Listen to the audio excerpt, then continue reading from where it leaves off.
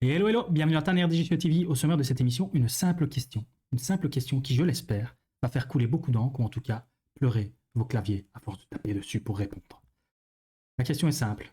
Et si tu avais trop de jeux dans ta ludothèque?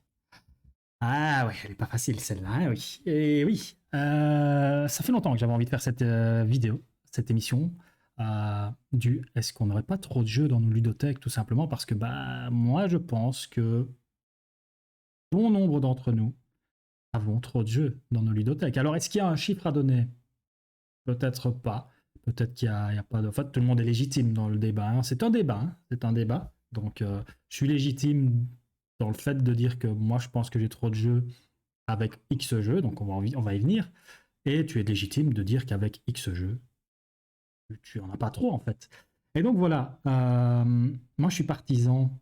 Alors, attention, commençons directement par dire que je suis un bon prof, plutôt un mauvais élève. Je suis partisan de cet adage qui dit less is more. Avoir moins, c'est avoir plus. Mais sous certains aspects de ma vie, c'est vrai, d'autres beaucoup moins. Donc, je n'ai pas beaucoup de slip, par exemple, mais j'ai peut-être trop de jeux de société. Et donc, tu vois où je veux en venir. J'y suis passé, en fait, quand j'ai fait cette vidéo, en fait, il y avait une chaîne canadienne qui avait déjà proposé la vidéo, et donc je m'étais dit, ah bah, tant pis, j'étais coiffé au poteau, on va attendre un petit peu, on va dormir dessus, et on reviendra plus tard, si j'ai envie de la faire ou pas. Et j'ai toujours envie de la faire parce que c'est toujours quelque chose, c'est toujours un éternel combat en moi. Je pense que j'ai toujours trop de jeux. Et donc, il faut savoir que je suis, au moment où je voulais faire la vidéo, et que j'étais, entre guillemets, coiffé au poteau, parce que j'ai pas été vraiment coiffé au poteau, hein, j'avais vers les 70 jeux.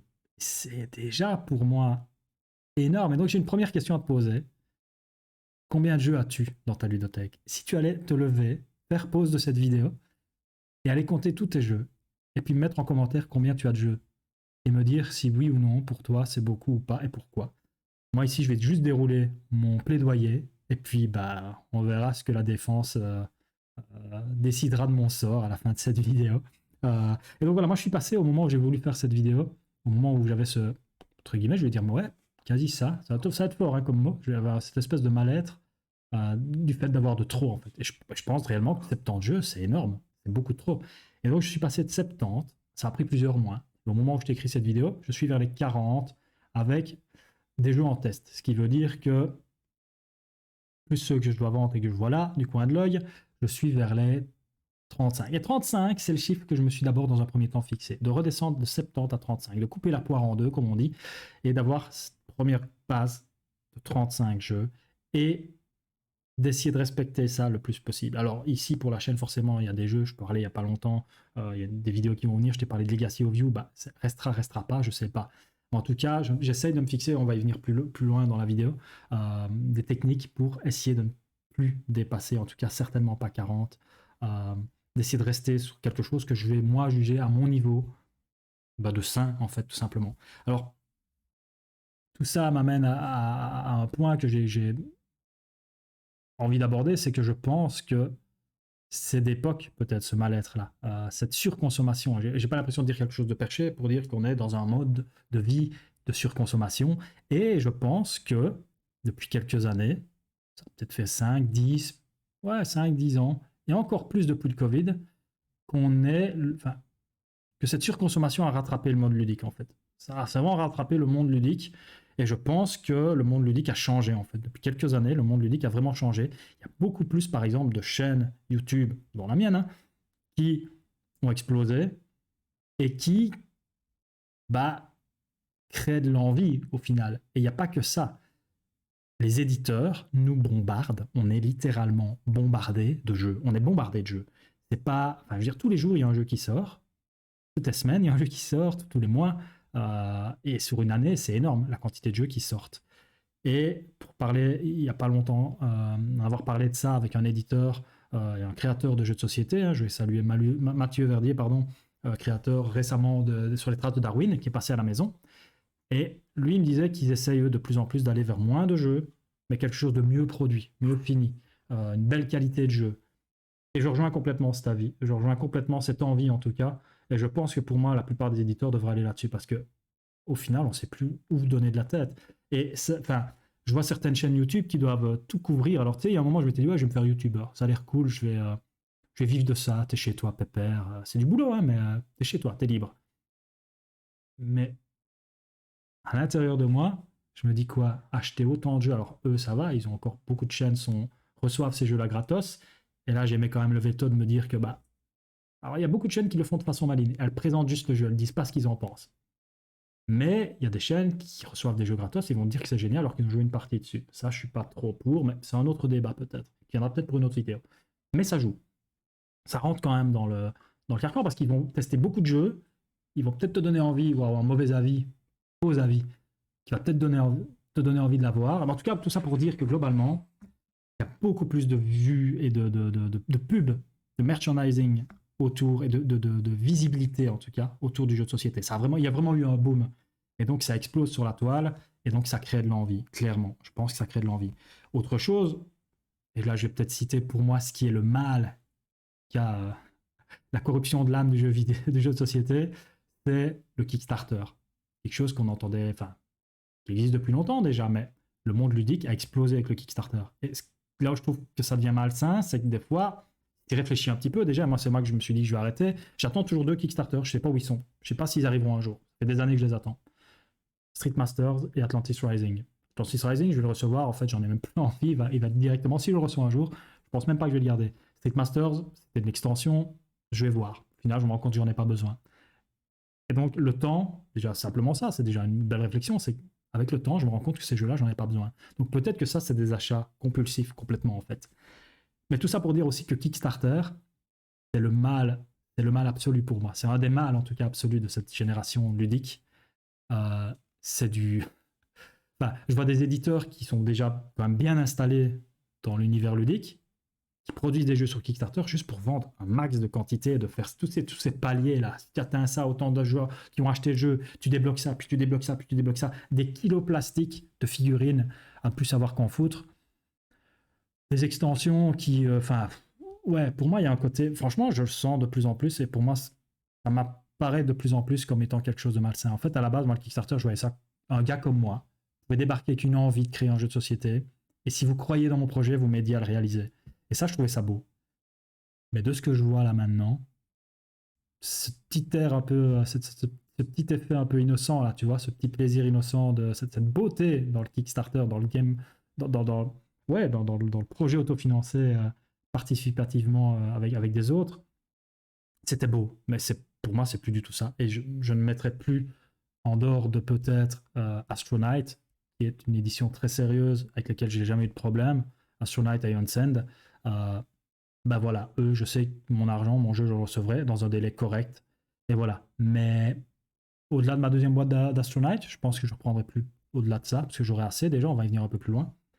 Mais voilà, tout ça pour dire que ouais, je pense que l'univers ludique a changé. Moi, avant, si je regarde ma collection, j'avais. Allez, quand j'ai recommencé, hein, parce que moi j'étais beaucoup dans le. Enfin, j'ai joué un petit peu, genre Stratego, mes premiers jeux c'était Stratego, attrape-requin, chasse-requin, je sais plus comment, quand j'étais tout petit. Mais il y a eu la période Magic aussi où j'ai replongé, mais c'est un peu plus tard que m'est revenu l'envie de jouer aux jeux de société via un ami Romuald et Pascal, son frère, que je salue au passage. Euh, et donc ma collection à l'époque, c'était, je crois que j'avais Catan, bah oui, euh, j'avais Citadel, Munchkin, les Colocs, je crois, et Mao. Mao, le jeu de vache. C'est le seul de tous ces jeux-là que j'ai toujours, parce que j'aime beaucoup Mao. Je trouve que c'est un jeu qui est très très sympa, qui a pas perdu de son charme et qui passe bien en apéro.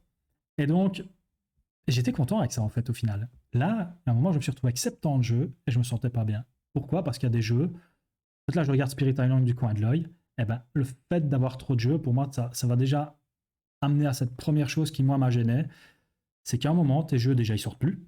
Et que le moment où tu dois les ressortir, il faut te retaper toutes les règles parce que tu as oublié. Ou en tout cas, tu as oublié assez de règles que pour devoir prendre du temps dans ta partie pour chaque fois retourner dans le livret de règles. Tu as peut-être oublié même simplement comment ils se mettaient en place. Par exemple, si je devais ressortir Clone Wars maintenant, combien de cartes, le Pandémie, combien de cartes je pioche avec ma main de départ? C'est 4, c'est 5, c'est 6, je sais plus en fait. Ça va peut-être être variable selon le nombre de joueurs aussi également. Et donc, plus tu as de jeux, plus tu oublies en fait tout simplement. Et pour moi, qui suis à nouveau un joueur fatigué, j'ai un profil de joueur assez fatigué, qui a besoin que ça sorte facilement, bah, de plus en plus, toute cette métamorphose de ma ludothèque a été vers ça. Moins de jeux, plus facile à rentrer dans ces jeux-là. Des jeux confort, des jeux plus faciles. Et je peux garder un ou deux jeux un peu plus compliqués parce que le fait d'en avoir moins, bah, j'aurais plus facile à sortir ces jeux-là également. Moins de lecture ou relecture de règles. Et donc voilà, Est-ce qu'il y a un chiffre idéal? Non, je pense pas. En fait, ça dépend vraiment de tout un chacun. Si tu as un club de jeu auquel tu joues beaucoup, beaucoup, bah oui, pourquoi pas acheter de temps en temps des jeux. Si tu as une famille qui joue beaucoup, beaucoup, oui, si tu arrives à jouer à 3 jeux tous les soirs, pourquoi pas avoir 20 jeux de plus que moi? Mais est-ce que tu as besoin d'en avoir 150, 200 ou 300? Là, je pense que ça devient penche un petit peu. C'est mon avis, en tout cas. Je le partage. Pour moi, à certains moments, on passe vraiment du côté déraisonnable, voire complètement addictif, dans le mauvais sens du terme, je pense. Parce que, bah oui, inévitablement, tu fais vivre des éditeurs et c'est cool. Mais en contrepartie, eux te bombardent complètement, tu sais plus où donner de la tête, tu as trop d'infos dans tous les sens, et je pense qu'à un moment, l'univers ludique a besoin de revenir à ses premiers amours, à revenir à proposer des choses mieux finies. Et en gros, ce que je disais en début de vidéo, less is more, tout simplement, moins mais mieux. Et donc voilà, c'est déjà une première chose qui, j'espère, va déjà faire couler pas mal d'encre et ouvrir pas mal de commentaires. Et donc dis-moi déjà ce que tu penses là-dessus. Moi, en tout cas, je pense que la toile a beaucoup changé, toute la passion ludique a beaucoup changé, et c'est quelque chose, moi, qui à un moment m'a dépassé complètement, où j'ai plus envie, en fait, j'ai plus envie de faire partie de ça, de cette famille outrancièrement dépensière, j'ai envie de dire. Et j'ai envie de revenir sur quelque chose de plus contrôlable, de plus raisonné. J'ai pas envie de cramer toutes mes billes directement dès que je vois une pub sur un jeu. Même pour la chaîne, hein, c'est très difficile parce que j'aime bien faire ces vidéos, j'aime bien partager, mais j'ai pas envie de le faire sur tout et n'importe quoi. J'ai pas envie que les éditeurs, c'est pour ça que je vais jamais démarcher auprès des éditeurs. Déjà, on n'a pas une chaîne qualitativement leur correspondrait assez, je pense pas en tout cas. Mais j'ai pas envie de commencer à recevoir des jeux gratos et de dire que c'est bien en fait. J'ai pas envie de tomber là-dedans. Et je sais pas, je trouve qu'il y a, ouais, j'ai envie de revenir à la base du jeu de société, rencontrer des gens, passer du bon moment avec ma famille. Et j'ai pas besoin d'avoir 14 jeux de party game pour passer un bon moment avec ma famille. Et donc moi, ce que je vais faire là pour la suite, c'est te dire les pistes à envisager en fait, comment on fait pour avoir moins de jeux. Et donc voilà, pour éviter un peu tout ça. Et quand je te parlais d'engouement, moi, il y a un dernier point que j'ai envie d'aborder, c'est que quand je vois le monde sur les salons de jeux de société, c'est quelque chose qu'on n'avait pas avant, et je vais clôturer là-dessus, et quelque chose qui m'a, moi, globalement, encore il n'y a pas si longtemps que ça, quand j'ai vu un article, qui me fait un peu peur, en fait, tout simplement. Je ne me reconnais plus là-dedans, en fait. Moi, je ne me verrais pas aller faire la file devant un jeu de salon de société pendant 5-6 heures, rusher un stand, et essayer d'avoir le goodies ou le jeu avant les autres, tu vois, le goodies d'un jeu que j'ai déjà, ou le jeu... ça me rappelle un peu cette période folle où, quand la PlayStation était sortie, t'as des gosses de 12 ans qui se faisaient tabasser par des gars de 40 ans, juste pour leur piquer leur PlayStation, tu vois, pour l'avoir avant eux. Et là, je me suis dit, quand je vois le monde sur les salons, est-ce qu'on a. Alors, on n'en est pas là à frapper des jeunes, hein, j'espère qu'on n'y arrivera jamais. Mais quand je vois les mondes sur les salons, les gens qui rushent les stands, faire des files d'attente de 4-5 heures pour jouer à un jeu, de devoir t'inscrire, est-ce que la, est-ce que la passion, alors oui, elle est toujours là, mais ouais, moi je trouve qu'elle perd de sa saveur, en fait, tout simplement. Et donc, moi je reviens lentement vers voilà, le contact simple du jeu. Je t'invite à jouer à la maison, tu m'invites à jouer chez toi, et on va découvrir des jeux ensemble dans un petit bar à jeux, etc. Donc voilà, je vais clôturer ça ici pour la présentation du pourquoi j'ai envie de faire cette vidéo et de moi comment je le vis. Dis-moi dans les commentaires combien de jeux tu as, est-ce que c'est trop ou pas, quelle est ta limite, est-ce que ça te donne envie d'essayer ou pas. Et en tout cas, ici, je vais passer sur le fait de comment faire. Comment on fait pour avoir moins de jeux? Bah, tout d'abord, je pense que globalement, tu n'y arriveras pas si tu n'as pas envie. Il faut avoir envie déjà d'avoir ce tilt éventuellement ou pas, hein, c'est tout à fait légitime, tout à fait apte et légitime à dire que 300 jeux, c'est pas trop. Comme moi, je suis apte à dire, légitime à dire que bah, moi, je trouve que 70, c'était beaucoup trop, et 35, pour moi, c'est toujours un peu de trop. Et donc, comment on fait? Bah, je pense qu'il faut simplement avoir envie, et une fois que tu as cette envie-là, si c'est un problème pour toi d'avoir trop, il faut agir, tout simplement. Alors moi, ici, je vais te donner quelques points, des petites lignes, des petites options, du comment on fait. Et la première chose à faire, je pense que bah, une fois que tu as envie, et que tu as envie d'agir et que tu agis, c'est peut-être d'abord de tout simplement regarder ta ludothèque et d'analyser tout ça. Et là, il y a plusieurs pistes.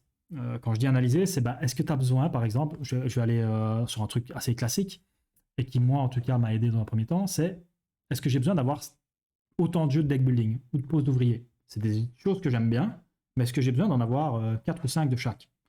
Et là, déjà, il y a une première question qui va se dire bah, oui ou non. Peut-être que toi, la pose ouvrier, c'est ton style de jeu favori. Eh ben, ok, garde-en 4 ou 5, mais j'ai envie même de te dire garde-en 3, parce que est-ce que tu as besoin de 4 ou 5? Comme je disais tout à l'heure, en avoir plus, c'est en sortir globalement peut-être moins. Ou en tout cas avoir du mal à replonger dedans quand tu les as plus sortis depuis 1 an ou 2. Ils rejoignent ta pile de la honte, j'ai envie de dire. Et donc, moi, j'ai eu tout ça est arrivé sur certains jeux. Je me suis dit, bah ouais, c'est vrai qu'il sort pas beaucoup.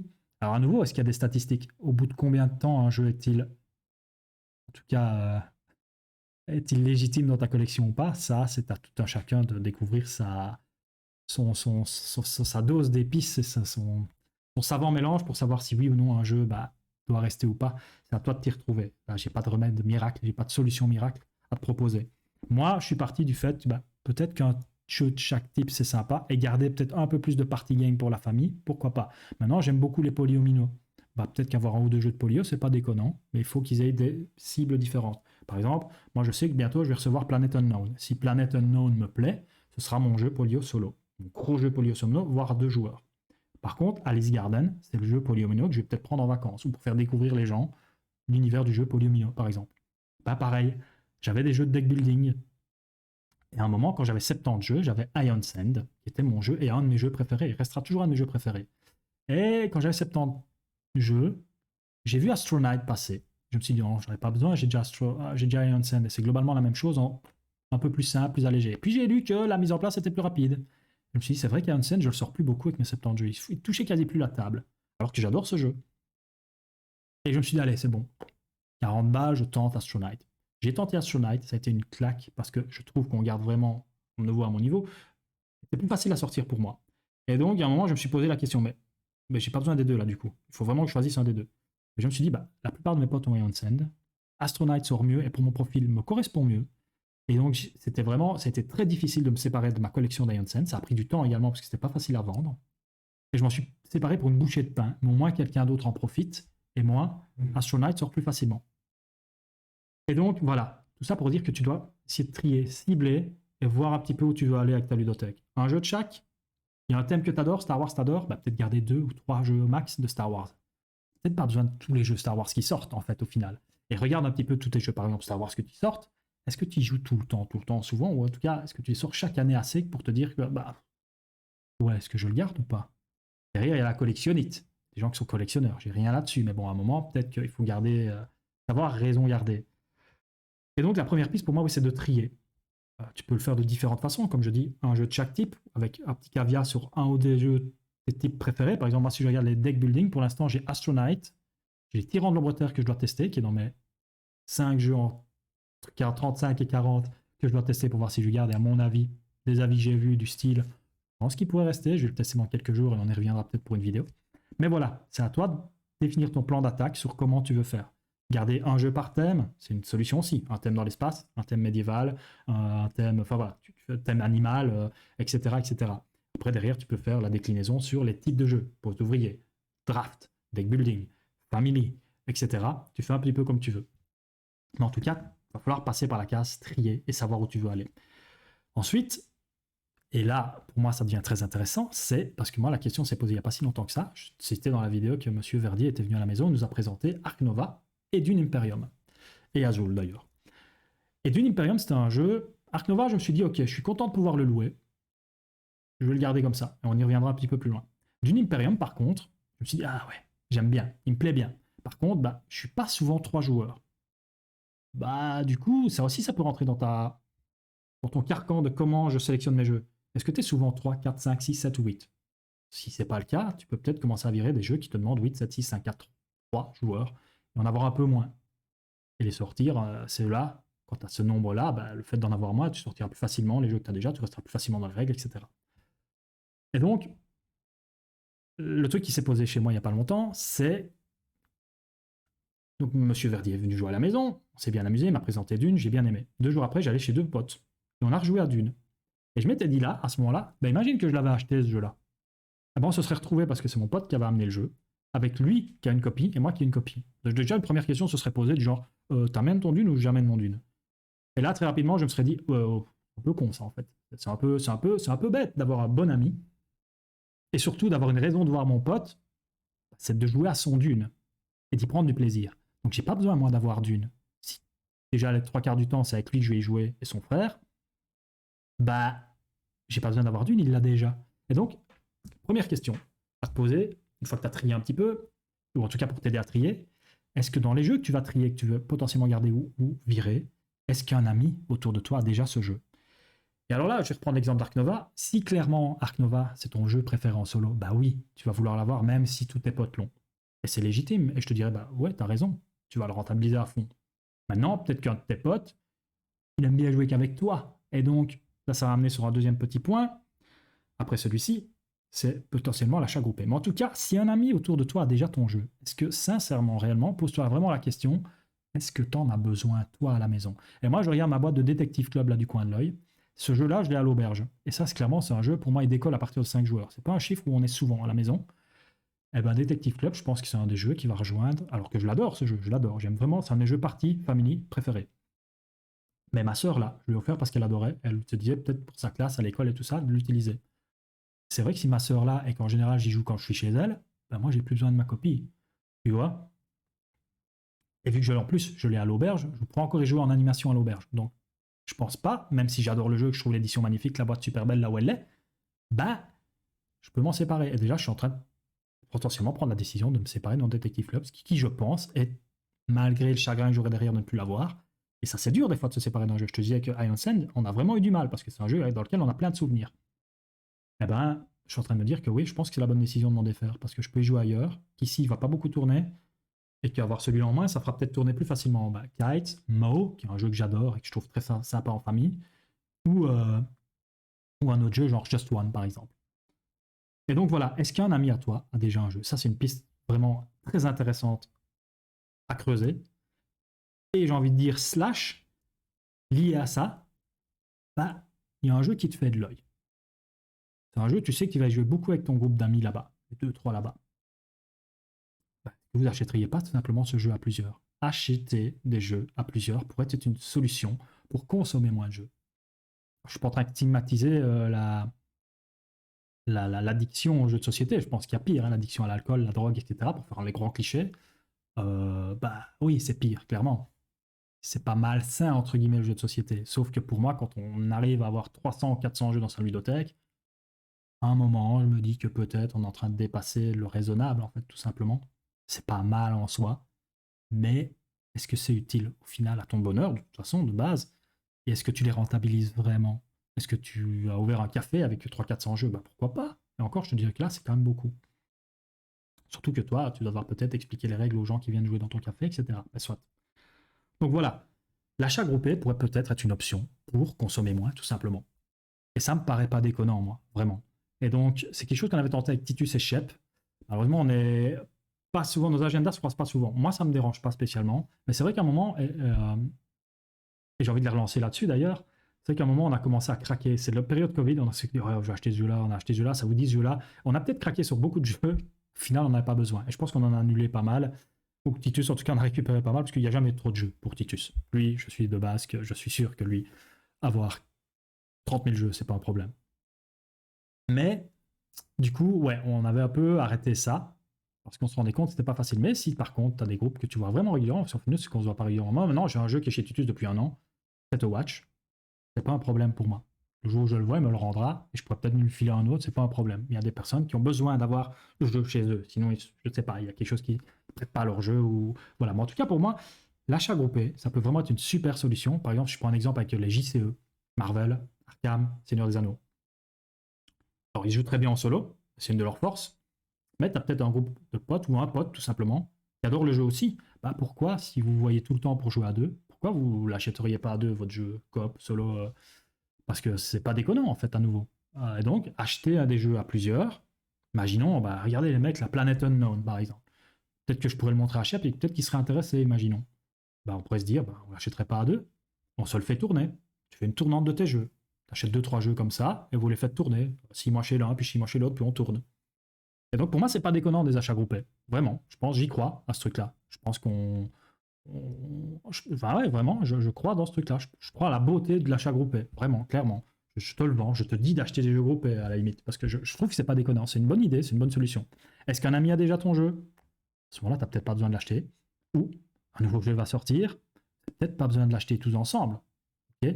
Sauf si vraiment c'est ton jeu solo préféré, pourquoi pas. Et donc, voilà. Moi, dans ma stratégie, il y a quelque chose que j'essaie d'appliquer, en tout cas à partir de maintenant. À partir de maintenant, je suis rentré dans mon carcan 35-40. En tout cas, j'essaie de rester à 35 avec à nouveau des jeux en test. Hein. En test, j'ai Résistance, j'ai Targi, j'ai. Où sont-ils encore? Je les ai là du coin de l'œil. Il y a Legacy of You. Je viens de recevoir Darwin en cadeau. Merci Mathieu. Et avant encore, bah oui, les Tyrans de l'Ombre Terre.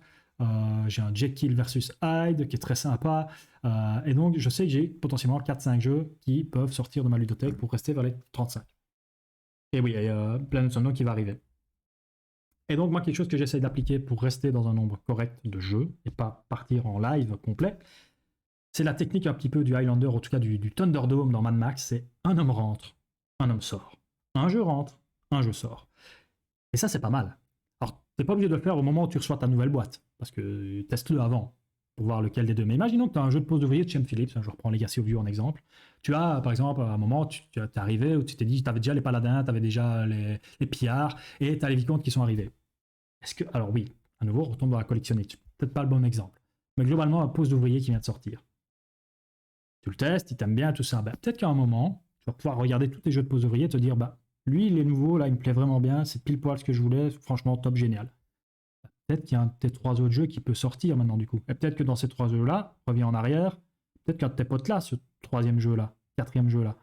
Donc peut-être que tu peux te séparer d'un. Et moi, j'essaye vraiment d'appliquer ça. Alors, c'est pas à la semaine, c'est pas au mois. Des fois, il faut plus de temps parce que ton agenda fait que tu n'as pas le temps de tester. Mais j'essaye, si un jeu rentre, un jeu va sortir, tôt ou tard. Je sais pas lequel. Ça va peut-être être pas le même, des fois, même type, ou même univers. Mais un jeu rentre, un jeu sort. Des fois, c'est le même jeu qui est rentré qui va ressortir parce qu'il m'a pas plu. Et bah, des fois, je fais des vidéos pour la chaîne, genre Résistance. Est-ce qu'il restera X temps ou pas? Pour l'instant, il reste là où il est. Mais voilà, si je devais le garder, un autre jeu sortira à la place. C'est comme ça que ça marche, sinon tu n'y arriveras pas. C'est voilà, c'est le nerf de la guerre, j'ai envie de dire. C'est comme ça, c'est dur, mais je pense vraiment qu'il faut s'y tenir. Et je m'y tiens. Pour l'instant, ça marche pas trop mal. En tout cas, je suis pas repassé à 7 temps de jeu et je repasserai jamais à 7 temps de jeu. Autre piste à explorer, je t'en parlais tout à l'heure, ben, un bar ludique. Et si tu avais un bar à jeu tout près de chez toi? À nouveau, c'est quelque chose qui va peut-être te permettre déjà de tester un jeu avant de te faire un avis dessus et de pouvoir craquer dessus. Ou tout simplement de ne pas l'acheter, en fait, parce que c'est peut-être un gros jeu party game, bah ouais, c'est cool de l'avoir, mais t'en as déjà des party games chez toi. Achète pas le nouveau, ils vont l'avoir au bar à jeu, peut-être qu'ils l'ont déjà avant toi, ou peut-être que voilà, peut-être que tu peux leur dire, hey, vous allez l'avoir ce jeu-là. Et peut-être que oui, eux, s'ils suivent les actualités, bah oui, pourquoi tu jouerais pas simplement dans ton bar à jeu? C'est une super initiative. Déjà, tu fais marcher une initiative que je trouve géniale, un endroit de jeu, que ce soit même une salle de jeu dans un magasin de jeu. Bah, je trouve ça top. Je trouve ça top de te dire que bah, toi, ça t'évite d'acheter un jeu, ou en tout cas, ça, même à l'inverse, peut te conforter dans l'idée de que bah oui, tu as envie de l'acheter finalement ce jeu-là. Peut-être Carnova, tu te posais des questions. Moi, par exemple, ça m'a décidé à ne pas l'acheter, de le tester avant, gratos. En tout cas, je l'ai loué et ça m'a pas. Voilà, on va y venir juste après. Et donc, oui, le bar à jeu, c'est peut-être une solution. Et donc, je te parlais justement maintenant de louer. Ben, ici en province de Luxembourg, en Belgique, Porte des Ardennes, à Nassogne, on a une petite ludothèque qui me permet d'aller louer des jeux 1 euro pour un mois. C'est énorme. Franchement, le rapport qualité-prix, tu peux pas battre ça. Et ben voilà, Ark Nova, j'ai pu le tester comme ça et j'ai pu me faire une idée du ouais, c'est sympa, je vois le potentiel du jeu, mais ça me correspond peut-être pas spécialement au niveau de lourdeur et de durée de partie. Et bah, peut-être que ça me suffit de pouvoir le louer en fait. Et c'est carrément ça. Moi, Ark Nova, ça me suffit de pouvoir le louer, en fait, tout simplement. Alors, je vais le retester à nouveau, on va refaire des parties pour se creuser un petit peu tout ça. Parce que pour l'instant, on en a fait que 2 ou 3. Mais je me suis très vite dit voilà. Par contre, à l'inverse, Dune, je reviens un petit peu sur ce que je disais avant, Dune m'a vraiment plu. À 3, j'ai refait une partie avec des potes. Ben, je me suis dit, ben voilà, Dune, j'ai pas besoin de l'acheter, mon pote là. Il peut me le prêter. Ou en tout cas, même si c'est même pas ça, c'est que moi, quand je vais le voir, je me suis dit, on va pouvoir se dire, ouais, cool, on joue à Dune. Et donc, j'ai pas besoin d'acheter Dune aussi non plus. Et donc voilà, c'est des compromis à faire. Est-ce que j'ai envie de l'avoir? Bah oui, il y a une partie de moi qui a envie de l'avoir, mais raisonnablement, j'en ai pas besoin. Et donc voilà, il faut savoir trancher, je pense, à un moment. Prendre des décisions qui peuvent paraître dures, qui sont contre ton envie pure de consommateur d'aller acheter ce jeu. Mais résiste, résiste, résistance, résiste. Ça vaut la peine, je pense. Voilà, et au final, tu te rends compte que bah, quelques mois passent et tu n'as peut-être pas spécialement besoin du jeu, en fait, parce que bah, tu en as déjà des autres. Et qu'en plus, tu es content de voir ton pote ou d'aller au bar ou d'aller le louer à ta ludothèque, parce que bah, tu l'as pas acheté, ça ne te fait pas un jeu en plus dans ta collecte. Et quand on a besoin que tu veux voir ton pote, bah, c'est une super occasion de vous voir. Donc, bar à jeu, ludothèque. Et le dernier bah, qui va un petit peu lié à tout ça, c'est est-ce que tu n'aurais pas un groupe Facebook régional de ta région, de gens qui se regroupent de temps en temps chez l'un ou chez l'autre, ou dans un bar, pour jouer? Et bah ouais, pourquoi pas? Ça t'évite d'acheter des jeux, tu vas découvrir des jeux, tu vas amener des jeux et leur faire découvrir, et peut-être qu'eux vont se faire des avis, et peut-être qu'eux, s'ils regardent cette vidéo, se diront, bah c'est cool, c'est fait un nouveau pote, il est sympa, il a le jeu, on l'a pas, bah c'est cool, ça va nous permettre de nous voir tester un jeu à lui, tester un jeu à nous, de rejouer à ce jeu-là et lui rejouer à celui-là. Et donc ça, je trouve ça sympa. Les petits groupes de jeux locaux. Je vois souvent sur des groupes Facebook, j'en ai plus beaucoup. Et c'était un des bémols que je voulais dire et je vais rebondir là-dessus directement. Il y a beaucoup de groupes locaux sur Facebook qui permettent, en tout cas des groupes de jeux de société de Facebook. Et je vois de temps en temps des gens qui disent des gens de la région de machin pour jouer.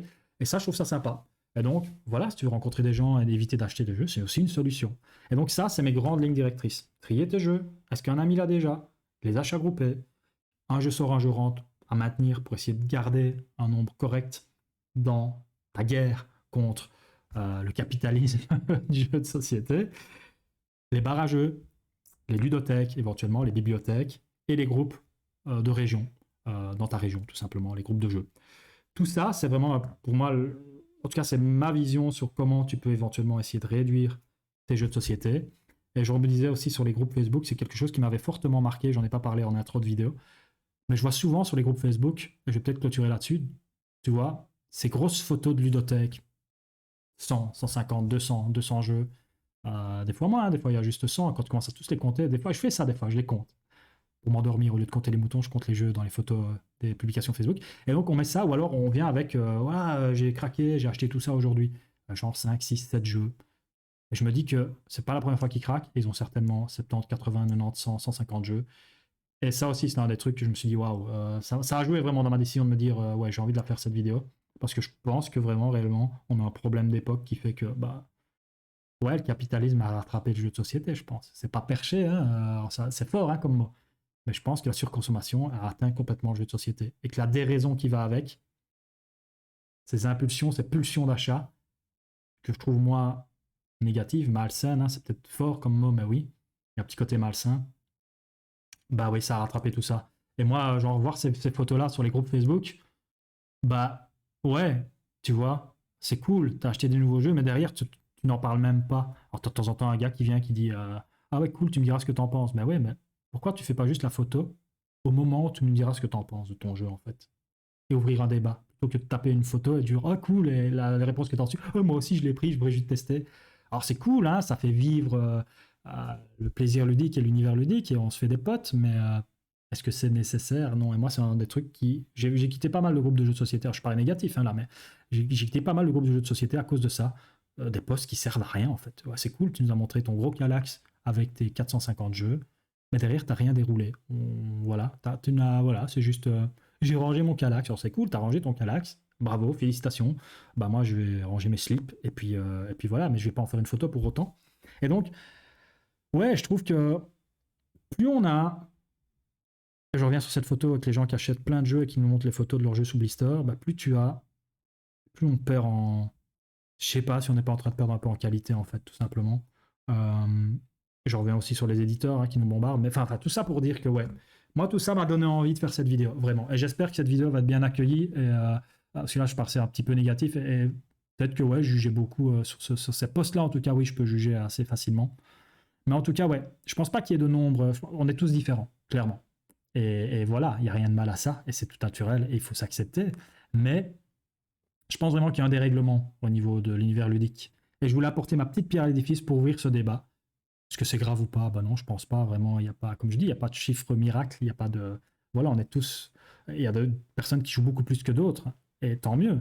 Mais est-ce qu'ils ont besoin d'avoir quand même 150 ou 200 jeux de plus, même s'ils jouent à 4 jeux par jour? Je suis pas convaincu.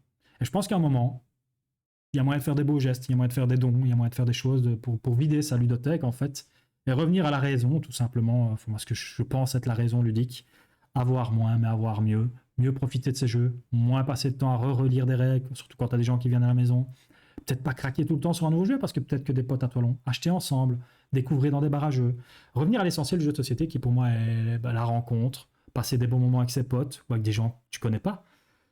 Et donc voilà, la suite de cette vidéo, je pense que ce sera, j'espère en tout cas, avec plusieurs membres des tanières des émissions tanières, donc Marvel, Arkham et Le Seigneur des Anneaux, et de refaire une vidéo comme ça, de reprendre ce squelette-ci, cet exosquelette ici, et d'essayer de poser cette question-là aux différents protagonistes des chaînes et de voir leur avis à eux.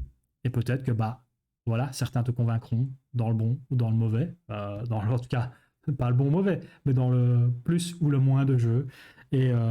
comment eux le vivent en fait et à quoi ressemble leur ludothèque. En tout cas, faire une petite émission sympa, ça c'est quelque chose. En tout cas, je voulais déjà faire dans un premier temps solo. Simplement te dire comment moi je vivais la chose et comment cet acheminement, ce petit cheminement, pardon, m'en a amené à faire cette vidéo et avant prendre conscience du mal-être que j'en avais pour te partager en fait éventuellement des idées de solutions ou si problème il y a pour toi. Et c'est peut-être pas le cas en fait, et il n'y a rien de mal à ça. Donc voilà. Euh, voilà, dernière question, c'est qu'en as-tu pensé de cette vidéo? Combien de jeux as-tu? Lève-toi et va compter tous tes jeux et dis-le moi en commentaire et dis-moi aussi si c'est trop ou trop peu. Est-ce que ça te chipote ou pas? Tout simplement. Dans la joie, la bonne humeur, je te dis de prendre soin de toi, de prendre soin de tes jeux. On se dit à très bientôt sur la tanière des jeux. Allez, ciao, ciao, ciao.